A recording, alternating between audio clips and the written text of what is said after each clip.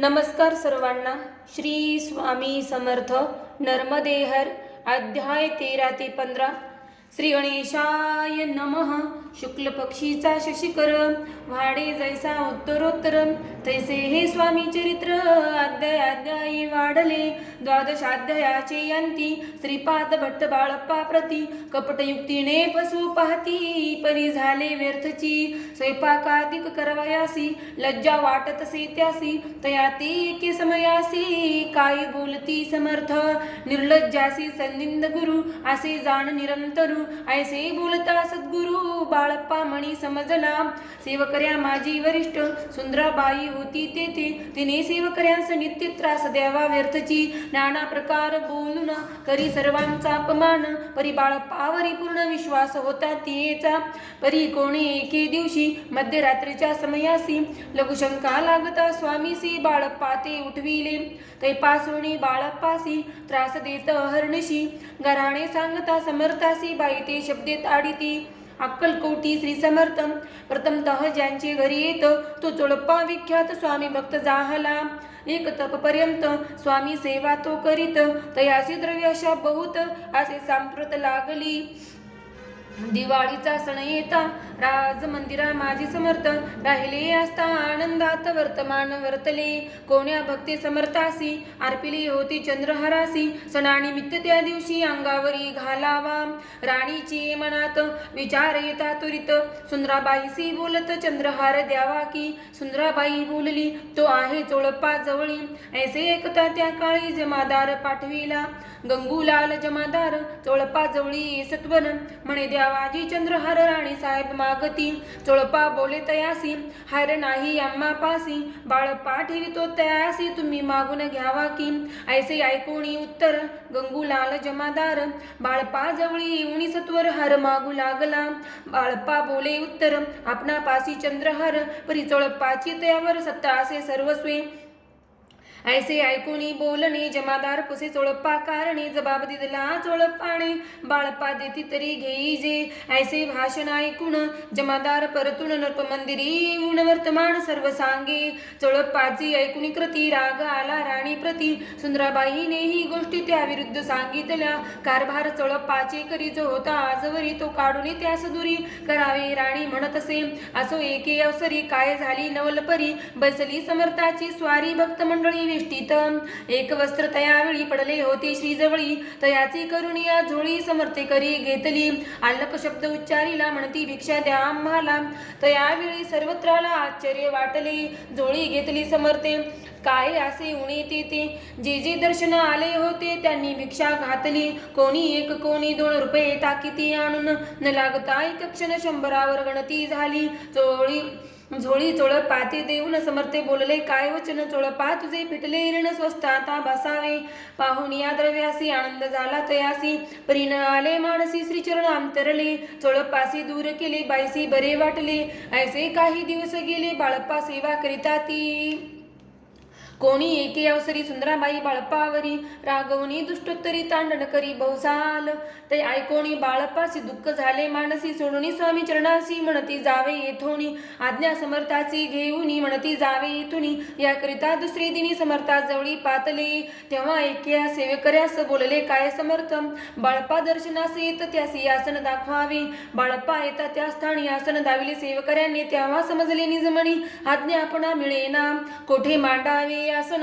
विचार पडला त्या लागून तो त्याच रात्री स्वप्न बाळप्पाने देखिले. श्री मारुतीचे मंदिर स्वप्नी आले सुंदर तेथे जाऊनी सत्वर आसन त्यांनी मांडिले. श्री स्वामी समर्थ या मंत्राचा जप करीत एक वेळ दर्शनाईत हिशेब ठेवीत जपाचा काढोणी दिले बाळप्पासी. आनंद झाला बाईसी गर्भभरीती कोणासी मानी नाशी जाहली. सुंदराबाईसी करावे दूर समर्थाचा झाला विचार त्याप्रमाणे चमत्कार करून या दाविती. परी राणीची प्रीती बाईवरी बहुत होती या कारणे कोणाप्रती धैर्य काही होईना. अक्कलकोटी त्या अवसरी माधवराव बर्वे कारभारी तयासी हुकुम झाला सत्वरी बाईसी दुरी करावे. करी राणीस भिवुनी तैसे न केले तयांनी समर्थ दर्शनासी एके दिनी कारभारी पातले तयांसी बोलती समर्थ कैसा करिता कारभार ऐसे ऐकुनिया उत्तर बरवे म्हणी समजले. मग त्यांनी त्याच दिवशी पाठविले फौजदारासी कैद करून या बाईसी आणावे म्हणती सत्वर. फौजदारासी समर्थ काही एक न बोलत कारकिर्दीचा अंत ऐसा झाला बाईच्या.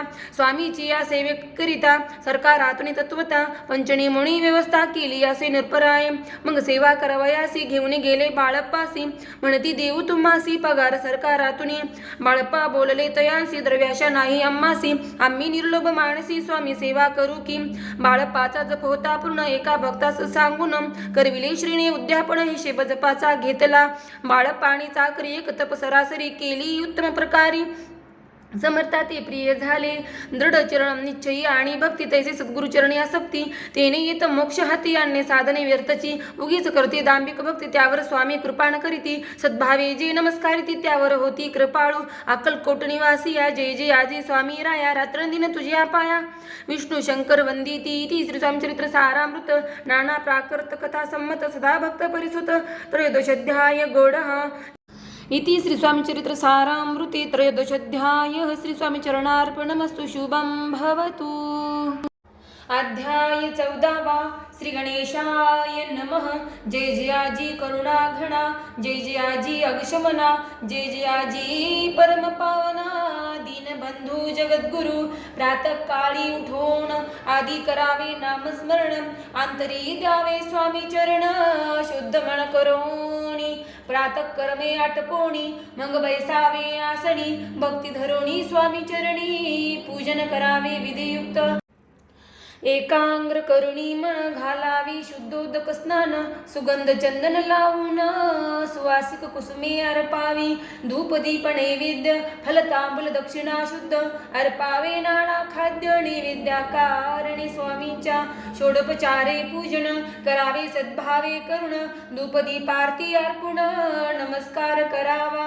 मग करावी प्रार्थना जय जय आजी अगहरणा परात्परा कैवल्य सदना ब्रह्मानंदा इतिवर्या जय जय आजी पुराण पुरुषा लोकपाला सर्वेशा अनंत ब्रह्मांडाधीशा वेदवंदा जगद्गुरु सुखधाम निवासिया सर्व साक्षी करुणालया भक्तजन ताराया अनंत रूपे नटलासी. तू आग्नी तू पवन तू आकाश तू जीवन तुझी वसुंधरा पूर्ण चंद्र सूर्य तूच पै. तू विष्णू आणि शंकर तू विधाता तू इंद्र अष्टदिक्पालादिक समग्र तूच रूपे नटलासी. करता आणि करविता तूच हवी आणि होता दाता आणि देवविता तूच समर्था निश्चयी जंगम आणि स्थिर तूच व्यापिले समग्र तुझ लागी आदि मध्याग्र कोटे नसे पाहता असोनिया निर्गुण रूपे नटलासी सगुण ज्ञाता आणि ज्ञान तूच एक विश्वेसा. वेदांचाही तर्क चाचरे शास्त्रांतेही नावरे विष्णू शंकर एक सरे कुंठित झाली सर्वही. मी केवळ अल्पमती करू केवी आपुली स्तुती सहस्त्रमुख ही निश्चिती शिनिला ख्याती वर्णिता. दृढ ठेविला चरणी माथा रक्षावे मजसी समर्था कृपा कटाक्ष दिनानाथा दासाकडे पाहावे. आता तुकी प्रार्थना अनावाजी आपुल्या म्हणा कृपा समुद्री आमीना श्री दीजे सदैव. पाप ताप आणि दैन्य सर्व जाओ निरसोन इहलोकी सौख्य देऊन परलोक साधन करवावे. दुस्तर हा भवसागर याचे पावया पैल तीर तो नाम तरणी साचार प्राप्त हो मजला ते. आशा मनीषा तृष्णा कल्पना आणि वासना भ्रांती बुली नाना बाधोत तुझ्या कृपे. किती वर्ण आपुले गुण द्यावे मज सुख साधन अज्ञान तिमिर निरसोण ज्ञानार्क हृदयी प्रगटूपये. शांती मणी सदा वसो प्रताभिमान नसो सदा समाधान वसो तुझ्या कृपेने अंतरी बहुदुःखे हे निरसो तुझ्या भजनी चित्त वसो वर्ता विषयांचे नसो वासना या मनाते. सदा साधू समागम तुझे भजन उत्तम तेने हो हा सुगम दुर्गम जो भोपंथ. व्यवहारी वर्तता न पडो भ्रांती चित्ता अंगी न यावी असत्यता सत्य विजय सर्वदा. आप्तवर्गाचे पोषण न्याय मार्गावलंबन इतुके द्यावे वरदान कृपा करुणी समर्था आसुनिया संसारात प्राचीन तव नामामृत प्रपंच आणि परमार्थ तेने सुगम मज लागी ऐशी प्रार्थना करिता आनंद होई समर्था संतोषोणी तत्वतावर प्रसाद देतील गुरुवारी उपोषण विधियुक्त करावे स्वामी पूजन प्रदोष समय होता जाणून उपोषण सोडावे श्री स्वामी समर्थ या ऐसा षडाक्षरी मंत्र प्रीतीने जपावा अहोरात्र ते सर्वार्थ पाविजे प्रसंगी मानस पूजा करिता तीही प्रिय होय समर्था स्वामी चरित्र वाचता ऐकता सकल दोष जातील कैसे करावी स्वामी भक्ती हे नेनेमी मंदमती परी असता शुद्ध चित्ती तिची भक्ती श्रेष्ठ पै आम्ही आहो स्वामी भक्त मिरू नये लोकात जयासी भक्तीचा दंभ व्यर्थ निष्फळ भक्ती तयाची इति श्री स्वामी चरित्र सारामृत नाना प्राकृत कथा संमत सदा ऐकोत भाविक भक्त चतुर्दशाध्याय गोडः श्रीरस्तु शुभं भवतु। अध्याय 15 श्री गणेशाय नमः।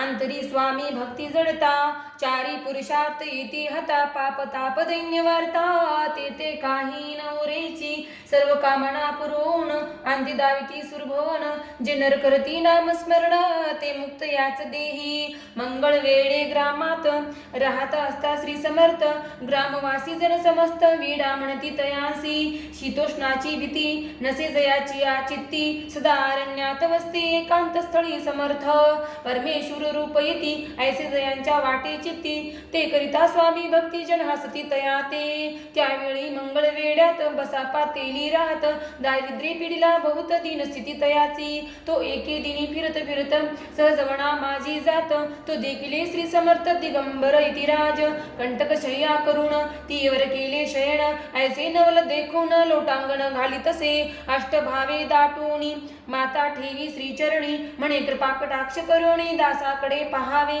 स्वामी चरणांचा स्पर्श होता ज्ञानी झाला तो तत्वता कर जोडोणी अस्तविता झाला बहुत प्रकारे पाहुनी या प्रेमळ भक्ती अंतरी संतोषले येती वरदहस्ती ठेविती तत्काळ मस्तकी तयाचे बसा पाचे श्रीचरणी मन जडले ते पासोणी राहू लागला निशिदिनी स्वामी सन्निंद आनंदे मग बसा पाची कांता ऐकूनी आईशी वार्ता करीतसे या कांता म्हणे घर बुडाले बसप्पा एताग्र हासी दुष्टोत्तरे बोले त्यासी म्हणे सोडिले संसारासी वीड काय लागले परी बसप्पाचे चित्त स्वामी चरणी आसक्त जनापवादान भीत नसे चाड कोणाची एके दिवशी अरण्यात बसप्पा स्वामी सेवा करीत तव झाली असे रात घोरतम दाटले चित्त जडले श्रीचरणी भीती नसे काही म्हणी दोन प्रहर होता रजनी समर्थ उठोणी चालले पुढे जाता समर्थ बसप्पा मागे चालत प्रवेशले घोर अरण्यात क्रूर श्वापदे ओरडती परी बसप्पाचे चित्ती न वाटे काही भीती स्वामी चरणी जडली वृत्ती देह भान नसेची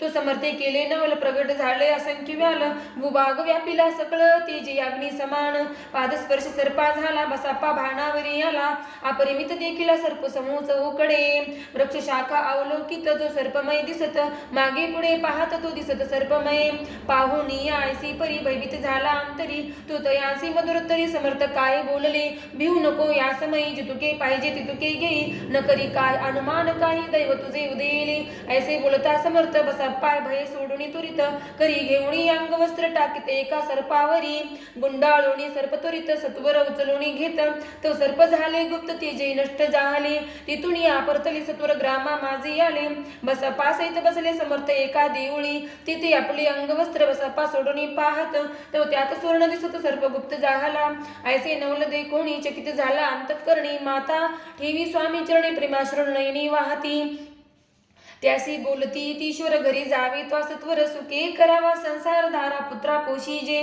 असो तो बसप्पा भक्त संसार सुखोपभोगित रात्रंदिन श्री स्वामी समर्थ मंत्र जपे अत्यांदरी इति श्री स्वामी चरित्र सारामृत नाना प्राकृत कथा संमत सदा भाविक परिसोत पंचदशाध्याय गोडः श्री स्वामी चरणार्पणमस्तु श्रीरस्तु शुभं भवतु। तर अशा प्रकारे 13 ते 15 अध्याय समाप्त झालेले आहेत। धन्यवाद। श्री स्वामी समर्थ नर्मदे हर।